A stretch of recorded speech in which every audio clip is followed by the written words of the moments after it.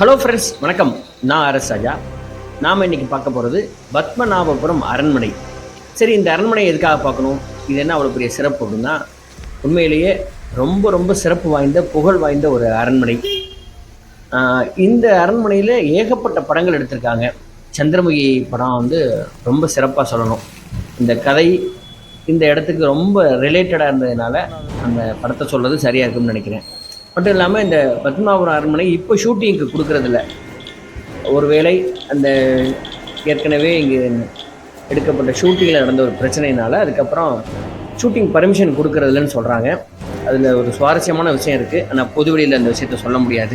ஒரு நடிகர் செஞ்ச மாபெரும் தவறுனால இந்த ஷூட்டிங் கொடுக்குறதுன்னு சொல்கிறாங்க.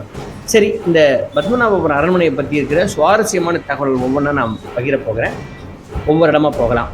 இந்த பத்மநாபபுரம் அரண்மனை எங்கே இருக்குது அப்படின்னா, கன்னியாகுமரி மாவட்டம் தக்கலைக்கு அருகாமையில் உள்ள பத்மநாபபுரம் அப்படிங்கிற ஊரில் அமைந்திருக்கிற ஒரு அரண்மனை தான் இது.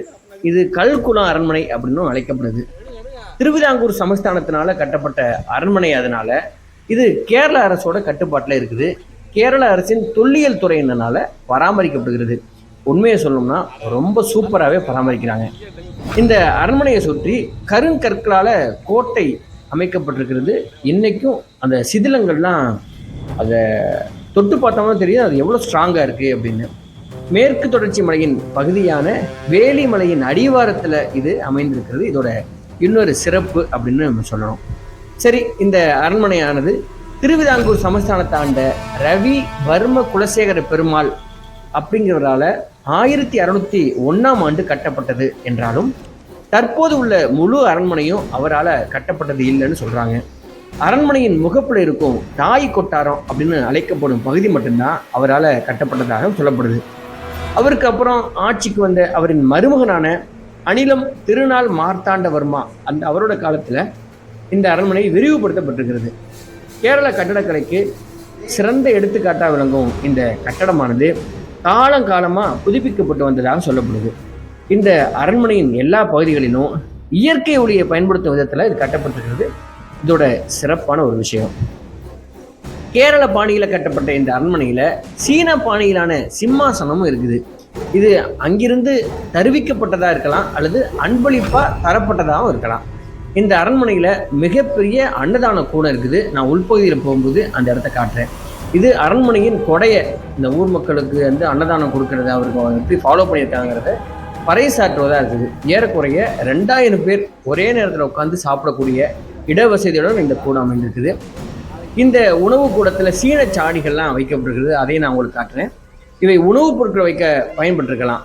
1895 தலைநகரம் இந்த அரண்மனையிலிருந்து திருவனந்தபுரத்திற்கு மாற்றப்பட்டிருக்கிறது. அரண்மனை வளாகத்தில் உள்ள உப்பரிகை மாளிகைக்கு அருகே ஒரு சரஸ்வதி அம்மன் கோயிலும் இருக்குது. சரி, நம்ம உள்ள போய் பார்க்கலாம். அதாவது இதுல பூமுகம், அதாவது அரண்மனையின் நுழைவு கட்டடம் இருக்குல்ல, இது கேரள பாரம்பரியத்தின்படி பூமுகம் அப்படின்னு அழைக்கப்படுது. 90 வகை தாமரைகள் செதுக்கப்பட்டிருக்குது. பூமுகத்துல கேரள பாரம்பரிய தொங்கும் விளக்கும் இருக்குது. சரி, அதை நீங்க பார்க்கலாம். இதுக்கு அடுத்தபடியா தாய் கொட்டாரம் அப்படின்னு ஒரு பகுதி இருக்கு. இது அரண்மனையோட அரசர் மார்த்தாண்டவர்மா பழமையான பகுதி. இந்த தாய் கொட்டாரம் சேர்லையும் இது வந்து 1550 ரெகுலரா கொஞ்ச நேரம் வந்து கட்டப்பட்டதுன்னு சொல்றாங்க. இது ரெகுலரா 4 கட்சி வீடு பாணியில கட்டப்பட்டிருக்கிற அந்த கேடு வந்து நமக்கு இதுக்கு மேல 2 படுக்கையறைகளும் இருக்குதான். அடுத்து மந்திரசாலை. மந்திரசாலை அப்படிங்கிறது மன்னரோட அரசவையாக இருந்த கட்டடமா. இது பிரம்மாண்டமா இல்லாம ரொம்ப எளிமையாவே இருக்குது. இந்த மந்திரசாலை முழுக்க மரத்தினால கட்டப்பட்டிருக்குது. அதுக்கப்புறம் உப்பரிகை மாளிகை, இது 4 அடுக்கு மாளிகையாக இருக்குது. இது அரண்மனையின் மையத்தில் அமைந்திருக்கிறது. முதல் தளத்துல அரசரின் படுக்கை அறை அமைந்திருக்குது. இதுல மருத்துவ குணம் கொண்ட கட்டில் ஒன்றும் உள்ளது. அறையின் சுவர்களில் ஆயுதங்கள் பொருத்தப்பட்டிருக்கிறது. 2ஆம் தளத்துல அரசர் படிப்பதற்கான அறைகளும் உபவாசம் இருப்பதற்கான அறைகளும் இருக்குது. மேல் தளத்துல பூஜை அறை அமைந்திருக்கிறது. இந்த பூஜை அறையில இந்து தொன்மவியலை விளக்கும் ஓவியங்கள் வரையப்பட்டிருக்கிறது. அடுத்து ரொம்ப முக்கியமான நவராத்திரி மண்டபம். இது கேரள கட்டடக்கலையிலிருந்து மாறுபட்டு விஜயநகர கட்டடக்கலையை பிரதிபலிப்பதாக உள்ளது. இதன் தளபானது கீழ்த்தளத்திலிருந்து மேலே போகிறதுக்கு ரொம்ப குறுகிய படிகள் இருக்குது. இது அரசர்கள் பயன்படுத்துகிற படியான்னு தெரியல. பணியாளர்கள் எதுவும் போகிறதுக்கான படியாக இருக்கலாம்னு நினைக்கிறேன். ஏன்னா அரசர்கள் இப்படி சிரமப்பட்டு ஏறுவாங்களாங்கிறது தெரியல. அப்படியே மேலே ஏறி வந்தோம் அப்படின்னா, இந்த இடம் வந்து அரசர் அவங்க கீழே இருக்கிற அதிகாரிகளை சந்தித்து மீட் பண்ணுற ஒரு இடம். அதாவது ஒரு மீட்டிங் ஹால் மாதிரி இதை பயன்படுத்துவாராம். பார்க்க முடியாதபடிக்கு, அதாவது ராணிகள், அரண்மனையில் இருக்கிற பெண்கள் எல்லாம் கீழேந்து பார்க்க முடியாத அளவுக்கு ஒரு மறைவான இடமாவும் இருக்குது. சரி, இந்த அரண்மனையில் இருக்கிற ரொம்ப முக்கியமான பிற கட்டிடங்கள் என்னென்ன இருக்குது அப்படின்னா, ஹோமபுரம், அதாவது சடங்கு யாகம் இதெல்லாம் செய்கிற பகுதி. இந்திர விலாசம்னு ஒரு பகுதி, இது விருந்தினர் இல்லமாக செயல்பட்டுருக்கிறது. அதுக்கப்புறம் நாடகசாலை, தெற்கு கொட்டாரம், தாய் கொட்டாரத்தினை போன்ற இதுவும் ரொம்ப பழமையானதுன்னு சொல்கிறாங்க. தற்போது அருங்காட்சியமாக செயல்படுது. அந்த இடத்தையும் நான் உங்களுக்கு காட்டுறேன். நீச்சல் குளம் ஒன்றும். இந்த பத்மநாபபுரம் கோட்டையில் ஏகப்பட்ட சுவாரஸ்யமான விஷயங்கள் இருக்குதுன்னு சொல்லியிருந்தேன் இல்லையா? அந்த சுவாரஸ்யங்கள் ஒன்று ஒன்றா சொல்லணும் அப்படின்னா, இந்த பத்மநாபபுரம் கோட்டைக்குள்ள 186 ஏக்கர் பரப்பளவில் பத்மநாபபுரம் அரண்மனை உண்மையில் 14 அரண்மனைகளை கொண்ட ஒரு வளாகமாக இருக்குதான். 6.5 ஏக்கர் பரப்பளவில் அமைந்துள்ள இந்த அரண்மனை வளாகம் தெற்கு கேரளாவின் பூர்வீக கட்டிடக்கலை அம்சங்களை பிரதிபலிக்கிறதா சொல்லப்படுது. இந்த இடம் ரொம்ப முக்கியமான இடம். அதாவது அன்னசாலை சத்திரம். இது வந்து ஒரே டயத்தில் 2000 பேர் உட்காந்து சாப்பிடக்கூடிய அளவு விஸ்தாரமாக இருக்குது இந்த இடம். ரொம்ப பிரமிப்பாக இருக்குது இந்த இடத்த பார்க்கும்பொழுது. எத்தனை லட்சக்கணக்கான மக்கள் உட்காந்து இங்கே சாப்பிட்ருப்பாங்க, எந்திரிச்சிருப்பாங்க, எவ்வளோ பரபரப்பாக இருந்திருக்கும். இப்போ வந்து ஒரு வெறிச்சோடு இருக்கிறதுங்கிறது ஒரு பெரிய துயரமாக இருந்தாலும், நம்ம முன்னோர்களுடைய ஒரு சாப்பாடு மற்றவங்களுக்கு கொடுக்கறத எவ்வளோ அவங்க புண்ணியமாக கருதுனாங்க, கடமையாக கருதுனாங்கிறத நினைக்கும் பொழுது நம்ம உண்மையிலே புல்லரிக்க தான் செய்யுது. இந்த இடத்துல கால் வைக்கும்போது நமக்கு ஒரு வைப் இருக்குது. இந்த இடம் அவ்வளோ முக்கியமாக பராமரிக்கப்பட்டு வருது. அது ஒரு பெரிய இந்த இடத்த பராமரிக்கிறவங்களுக்கு நம்ம வாழ்த்துக்கள் சொல்லியே ஆகணும். இதோட டீட்டெயிலிங்கில் நிறைய போர்டில் இருக்குது, அதெல்லாம் நான் உங்களுக்கு காட்டுறேன். அன்னதான சாலை, திருவிதாங்கூர் அரசர் வந்து தருமத்தை நிலைநாட்டுற விதமாக அதை செஞ்சிட்டு இருந்தார் அப்படிங்கிற விஷயம் இதில் சொல்லப்பட்டிருக்குது. இந்த மேல் தளத்தில் இருக்கிற எல்லா இடத்துலையும் அங்கங்கே சின்ன சின்ன ஓட்டை மாதிரி ஜன்னல் மாதிரி வச்சுருக்குறாங்க. அது வந்து இந்த அரண்மனையில் இருக்கிற மகளிர்கள்லாம், பெண்கள்லாம் மேலேருந்து பார்க்குறதுக்கும் கீழேருந்து பார்க்குறவங்களுக்கும் மேலே யார் பார்க்குறாங்கிறது தெரியாமல் இருக்கிற அளவுக்கும் இதை மெயின்டைன் பண்ணுவாங்களாம். அப்படிப்பட்ட இடமாகவும் இது இருக்குது. ஒரு 15 வகையான கட்டிடங்கள் இங்கே இருக்கிறதா சொல்லப்படுது. இங்கே பாருங்கள், இந்த இடத்துல தான் வந்து சீன சாடிகள்லாம் வைக்கப்பட்டிருக்குது பாருங்கள். இந்த காலகட்டத்தில் தான் வந்து சீனாவிலிருந்து இது அவங்களுக்கு கிஃப்டாக வந்ததாக இருக்கலாம், இல்லைனா இவங்க விருப்பப்பட்டு வாங்கினதாக இருக்கலாம் அப்படின்னு ஒரு வரலாறு இதில் சொல்லப்படுது. இந்த இடமும் வந்து ஒரு சமையல் கூட மாதிரியான ஒரு இடமா இருக்குது. இது எல்லாமே ஒரு ஏறக்குறைய ஒரு 700-800 வருஷத்துக்கு முன்னாடி உள்ள ஒரு இடம். மரங்கள்லாம் அப்படி பராமரிக்கிறாங்க. சாதாரணமாக வீடுகள்லேயே இந்த கரையான் தொலையெல்லாம் தாக்கு பிடிக்க முடியல. இப்போ இருக்கிற லேட்டஸ்ட் டெக்னாலஜியில் இவங்க எப்படி இதெல்லாம் கட்டியிருப்பாங்க. இன்னும் வந்து சேதங்கள் பெருசாக இல்லாத அளவுக்கு அப்படியே ஃபுல்லாக மரம்னாலே மெயின்டைன் ஆகிட்டு இருக்குங்கிறதெல்லாம் உண்மையில ஆச்சரியமான ஒரு விஷயம். இந்த இடம் வந்து தியானம் பண்ணுற இடம்னு சொல்கிறாங்க. இந்த இடத்துலலாம் ஆக்சுவலாக வீடியோ எடுக்கிறதுக்கு பர்மிஷன் கிடையாது. ஸ்பெஷல் பர்மிஷன் வாங்கிட்டு ஒரு 2500 ரூபா கட்டணும்னா வீடியோ பண்ணுறதுக்கு அவங்க பர்மிஷன் கொடுப்பாங்க. இந்த இடமும் ரொம்ப முக்கியமான ஒரு இடம். இது ஒரு முற்றம். மழை காலங்களில் மேலேருந்து தண்ணீர் இதில் சொட்டி இதில் தேங்கும். அதுக்கான இடம் அவ்வளோ அற்புதமான இடமா இருக்குது. இதில் இந்த கட்டடத்தோட மிகப்பெரிய ப்ளஸ்ன்னு சொன்னால் சூரிய ஒளி எல்லா பகுதிகளிலுமே இருக்குது. இங்கே பாருங்கள், இந்த எந்த இடத்துலையும் இப்போது நம்ம லைட்டு போடவே இல்லை, ஆனால் எல்லா இடத்துலையும் வெளிச்சம் இருக்குது. அவ்வளோ பிரமாதமாக இயற்கை ஒளியை பயன்படுத்தியிருக்காங்க அப்படிங்கிறது ரொம்ப சிறப்பான ஒரு விஷயம். இப்படி ஒரு இடம் இருக்குது. இங்கே வந்து அரசர் என்ன பண்ணுவார்னு தெரியல, உலாவுவாரா இல்லை எதுவும் காவலர்கள் எதுவும் நிற்பாங்களா அப்படிங்கிறது தெரியல. ஆனால் ரொம்ப நேரோவாக இருக்குது, நல்லா இருக்குது. ஆனால் இந்த இடம் ஒரு ஏரோ மார்க்கு உள்ளே போனோம் அப்படின்னா அப்பப்போ நாங்களே எடுத்துகிட்டு இருக்கோங்கிறதுக்கான பதிவு. அவர் நண்பர் தம்பி ரஞ்சித்து, நான் அரஸ் ராஜா. அப்படியே உள்ளே வாங்க. உள்ளே வந்தீங்கன்னா இந்த இடம் இது வந்து எதுவுமே தொடாதீங்க அப்படின்னு சொல்லிட்டு அந்த கட்டில்லாம் போட்டிருக்காங்க. ஒரு ஆர்ட் டைரக்டரு, கிராஃபோர்ட், மிஸ்கின் சார் படங்கள்லாம் பண்ணுற ஆர்ட் டைரக்டர் இவர். தம்பி ரஞ்சித் உட்காந்து ஃபோட்டோவுக்கு போஸ் கொடுக்குறாப்புல.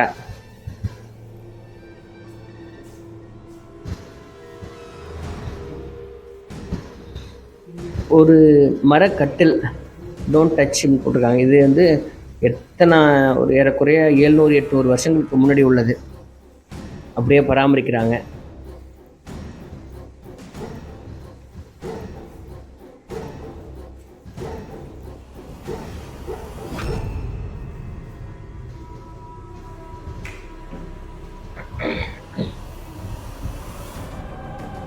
இந்த அரண்மனையில் இந்த மாதிரியான ஏரியாக்கள் நிறைய பூட்டி இருக்குது. அதுலலாம் என்ன இருக்குது, ஏன் பூட்டி வச்சுருக்காங்க, என்ன ரகசியம் இருக்குதுன்னு தெரியல. பொதுமக்களுடைய பார்வைக்கு சில விஷயங்கள் மறைக்கப்பட்டதாகவே இருக்குது. அது அரண்மனை ஆக்டிவாக இருந்தப்போ இருந்திருக்கும். இது ரொம்ப பாருங்கள், இந்த கட்டில் தான் அரசர் வந்து படுத்திருப்பாராம்.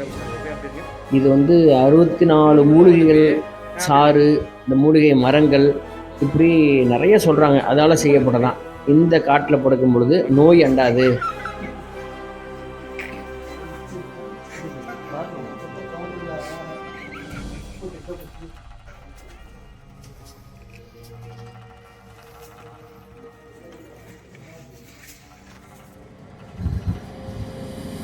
ரொம்ப முக்கியமான ஒரு இடம் பாருங்கள், அரசருடைய மேக்கப் ரூம். இது 6 உயரம், அதாவது ஒரு 8 அடி உயரம் இருக்கும். ஒரு கண்ணாடி, அது பக்கத்தில் ஒரு மனசை மகிழ்விக்கிற ஓவியங்கள்லாம் இருக்குது. இந்த கண்ணாடிக்கு பக்கத்தில் ஒரு ஊஞ்சல், ரிலாக்ஸ் பண்ணுறதுக்கும் ரொம்ப செம்மையாக வாழ்ந்துருக்காங்கிறது தெரியுதுல்ல. இந்த இடம் ராணிக்கு அமைக்கப்பட்ட காட்டு தான் இந்த இடம்.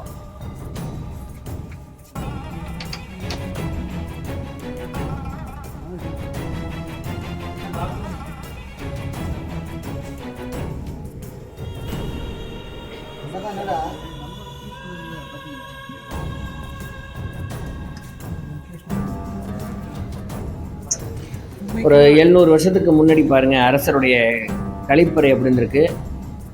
இன்றைக்கி பாத்ரூம்லாம் எவ்வளோ பெருசாக வச்சு கட்டுறோம். அந்த காலகட்டத்தில் அரசரே அப்படியே பின்பக்கமாக போயிட்டு அப்படியே திரும்பாமல் முன்பக்கமாக வந்திருப்பார் போல இருக்குது.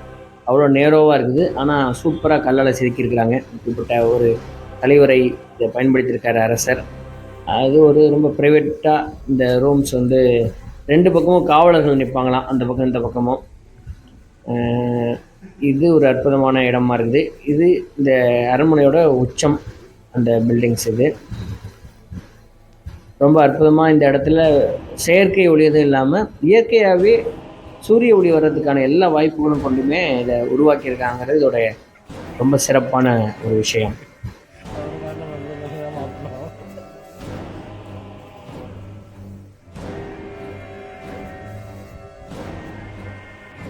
நம்ம இங்கே தான் ஓடி விளாண்டோம்.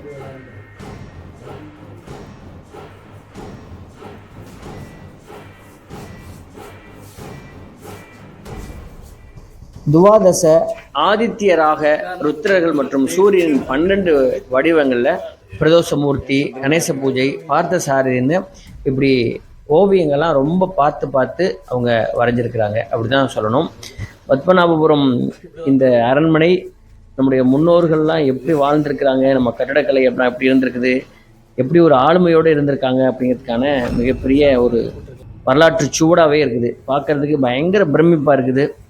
இதெல்லாம் எப்படி பண்ணாங்க, அச்சீவ் பண்ணாங்கங்கிறதே உண்மையில் இப்போ இருக்கிற டெக்னாலஜினால் கூட இதெல்லாம் பண்ண முடியாது. இப்படி இருந்திருக்காங்க நம்ம மூதாதையர்கள்ங்கிறது ரொம்ப பெருமைக்குரிய விஷயமா இருக்குது. புல்லரிக்குதுன்னு தான் சொல்லணும். இதை ஒவ்வொரு இடமா நான் காட்டுறேன் பாருங்கள்.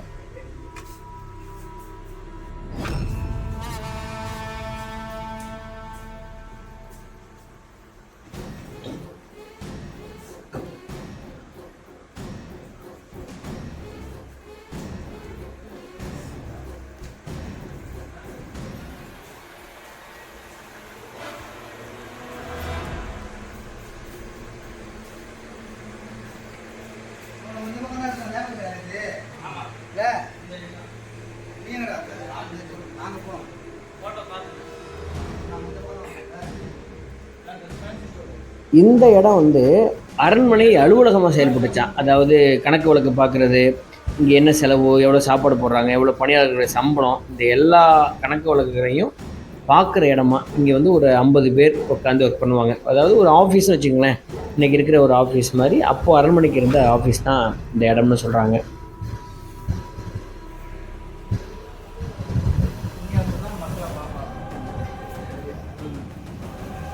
கீழே பேசுவாரா தம்பி? இந்த இடத்துலேருந்து பொதுமக்களுடைய குறைகளை கேட்டு அறிவாராம் அரசர். இங்கே உட்காந்து பொதுமக்கள்கிட்ட இன்ட்ராக்டும் பண்ணுவாராம். இங்கே அப்படியே பார்ப்பார், கீழே மக்கள்லாம் இருந்து பேசுவாங்க. இங்கே இருக்கிற அவங்க அந்த பெயிண்டிங்ஸ்லாம் பாருங்கள், ஒன்று ஒன்றா காட்டுறேன். ரொம்ப பிரமாதமாக இருந்துச்சு. இவர் தான் அந்த கடைசி அரசர். பாட்டுங்க, கடைசி மார்த்தாண்டவர்மா. இவர் தான் இந்த அரண்மனையை பயன்படுத்தின கடைசி மன்னர்.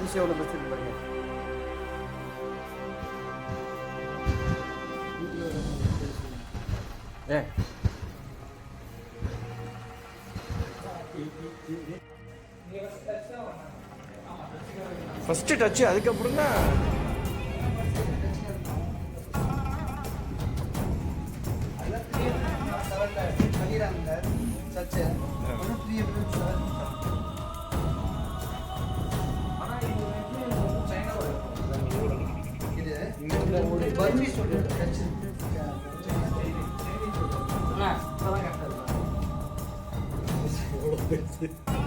இந்த இடத்துல ஒரு கழிவறை இருக்குது. இது ரொம்ப அரசர் பயன்படுத்தின கழிவறையோட இது பெருசாக இருக்குது. ஒருவேளை இந்த ஃப்ளோருக்கு வரும்போது இதை அரசர் பயன்படுத்துவாரா என்னன்னு தெரியல. 2 பக்கமும் காவலர்கள் நிற்பதற்கான அந்த இடங்களும் ரொம்ப விஸ்தாரமாகவே இருக்குது. இவர் தான் சொந்தக்காரர், வீடியோ சொந்தக்காரர். பேர் எஸ்ஏ ராஜாவா? பேர் ஆர்எஸ் ராஜா. இவர் ரொம்ப தத்ரூபமாக சீக்கிரத்தில் கேண்டிட் கேமரா மாதிரி ஒரு படம் பண்ணி வின் பண்ணுவார்னு நினைக்கிறேன். அவார்டு வாங்குவார். ஏன்னா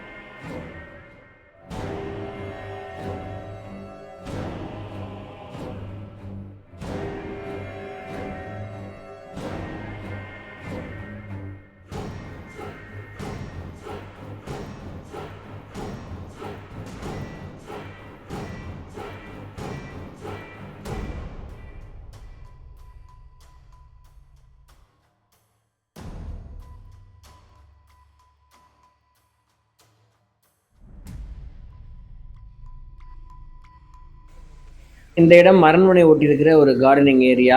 இந்த இடத்துல தான் வந்து ராணிகள் உலாவுவாங்க போல இருக்கு. ஈவினிங் நேரத்தில் அவங்களுடைய பராமரிப்புக்கு நேரடியாக இருந்த இடம் இந்த இடம். இது ஃபுல்லாக ராணிகளுடைய திங்ஸ் எல்லாம் இருக்குது. இந்த ஏரியாவில் நிறைய பழைய திங்ஸ் எல்லாம் இருக்குது பாருங்கள். ரொம்ப 500 வருஷம் 1000 வருஷம் பழமையானது. இந்த அரிக்கன் லைட்டுகள், இந்த பானைகள், பாகுபலியில் இதெல்லாம் பார்த்தா ரெஃபரன்ஸ் எடுத்திருப்பாங்கன்னு நினைக்கிறேன். இந்த கல்லுக்கடை சீன்லாம் அந்த மாதிரி தான் இருந்துச்சு. ஸோ இதெல்லாம் ரொம்ப முக்கியமான ஒரு இடம். இல்லை கிச்சன் ரூம் பாருங்கள், எவ்வளோ பெரிய அந்த ஆட்டுக்கல். இங்கெல்லாம் வந்து ஒரு 5000 பேர் 10,000 பேர் சாப்பிட்றதுக்கு இங்கே தான் சமையல் செஞ்சு போயிருக்குது. இந்த இடத்துல இருக்கிற செட்டப்பை பார்த்தாவே தெரியுது. எல்லாம் பெரிய பெரிய கல், இந்த மாதிரியான செட்டப் அதுக்குள்ளே இருக்குது. இந்த இடம் தான் சந்திரமுகியில் ஜோதிகா டான்ஸ் ஆடுற இடம். இந்த இடத்துல தான் பிரபு, ரஜினி சார்லாம் வந்துட்டு சந்திரமுகி டான்ஸ் ஆடுறதை பார்த்து பயப்படுற இடம்.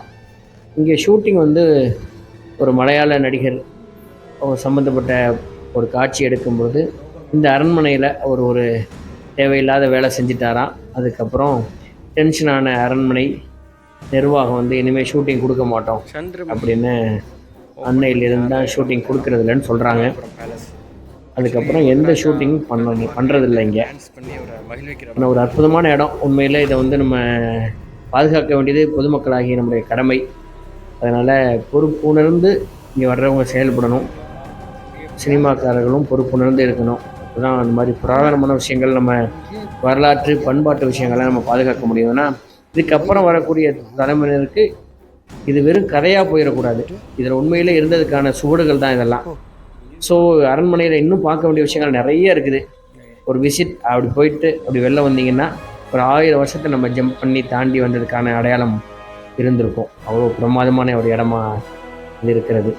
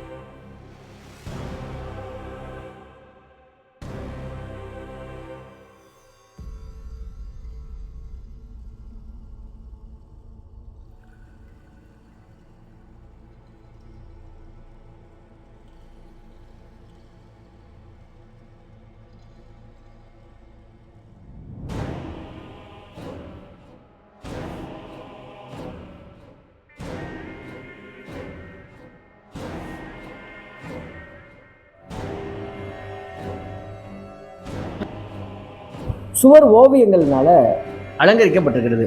அறைக்கு வெளியே 4 புறமும் ஒரு சிறிய வராண்டா இருக்குது. இந்த அறையில் 2 விளக்குகள் நிரந்தரமாக எரியும். ஒன்று விஷ்ணு ஒவ்வொரு நாளும் அதன் மீது சாய்ந்து கொள்வார் என்ற நம்பிக்கையில் ஒரு மரக்கட்டில் தரையில் அமைக்கப்பட்டிருக்கிறது. சம்பிரதாய வாள் அறையின் மேற்கு பகுதியில் உள்ள ஸ்ரீ பத்மநாபாவின் உருவத்திற்கு கீழே சிவப்பு துணியால் மூடப்பட்ட மர ஸ்டூலில் வைக்கப்பட்டிருக்கிறது. இந்த அறை தியானத்திற்காக மட்டுமே இருந்தது. தைக்காட்டு நம்பூதிரி அப்படிங்கிற கேசவன் விஷ்ணுவர்த்தன் என்பவரால் இது உப்பிரிக்க வடிவமைக்கப்பட்டிருக்கிறது. இந்த மேல்தளத்தோட 4 சுவர்களில் உள்ள சுவரோவியங்கள் வைணவ மற்றும் சைவ புராணங்களை அடிப்படையாக கொண்டதாம். மேற்கு மற்றும் கிழக்கு சுவரில் காணப்படும் 2 சுவர் ஓவியங்களின் மைய உருவாக அனந்த பத்மநாப பகவான் இருக்கிறார்னு நம்புறாங்க. அவை மரியாதையுடன் நடத்தப்பட்டன. கிழக்கு சுவரில் உள்ள சுவர் ஓவியங்கள் மின்னல் தாக்கியதில் சுவரில் சேதமடைந்த அசல் ஓவியம். அரண்மனை பதிவுகள் ஈரானிய சுவரோவிய ஓவியர் சாரிஸ் கச்சட்டூரியன் அதை பழுது பார்க்கும் பொறுப்புல இருந்ததாக காட்டுது. கிழக்கு சுவரில் உள்ள சுவரோவியம் 224 CMS மற்றும் பத்மநாபபுரம் அரண்மனையின் சுவர்களில் இருந்து சுவர் ஓவியங்களில் உள்ள 3 தனிப்பட்ட பாணிகளை நம்ம எளிதாக வேறுபடுத்தி பார்க்கலாம்னு சொல்கிறாங்க. அதாவது சுவர்களின் மேல் பகுதியிலையும் மேற்கு சுவரிலும் உள்ள பெரும்பாலான ஓவியங்கள் ஒருவராலும் கீழ்ப்பகுதிகளின் பெரும்பகுதி மற்றொருவராலும் வரையப்பட்டிருக்கிறதாம். பதிவின்படி கிழக்கு சுவரில் உள்ள முழு மறு ஓவியங்களும் வேறு ஒருவரால் செய்யப்பட்டிருக்கிறது. மேலும் அவரது பாணி விஜயநகரத்திற்கு பிறகு செய்ய வேண்டி இருந்திருக்கிறது. அரண்மனை சுவரில் உள்ள சுவர் ஓவியங்களின் உருவங்கள் நீளமான முகம் கொண்ட மற்றும் உடல் கொண்ட, கூர்மையான மூக்கு மற்றும் உதடுகளின் உருவங்கள் திருவனந்தபுரம் பத்மநாப சுவாமி கோவிலை ஒத்திருக்கிறதா சொல்லுது. முக்கியமான சுவர் ஓவியங்கள் இங்கே என்னென்ன இருக்குது அப்படின்னா அனந்த சயனம் மற்றும் அன்னபூர்ணா, கஜலட்சுமி, வேணுகோபால் மற்றும் கோபிகா, வள்ளி மற்றும் தேவயானியுடன் சுப்பிரமணியா, சுதர்சன சக்கரமூர்த்தி, லீராம பட்டாபிஷேகம், ஸ்ரீ ராம மகவ பட்டாபிஷேகம், மகாவிஷ்ணு, ஸ்ரீதேவி, பூமி தேவி மற்றும் கருடன், பத்ரகாளி, குடும்பத்துடன் சிவன், வெங்கடாஜலபதி, சிவலிங்கம், யோக நரசிம்மர், 7 மருதங்கள், சிவன், பார்வதி, தேசாவதாரம், ஏகாதேச ருத்ரா மற்றும் துவாச ஆத்திய ராக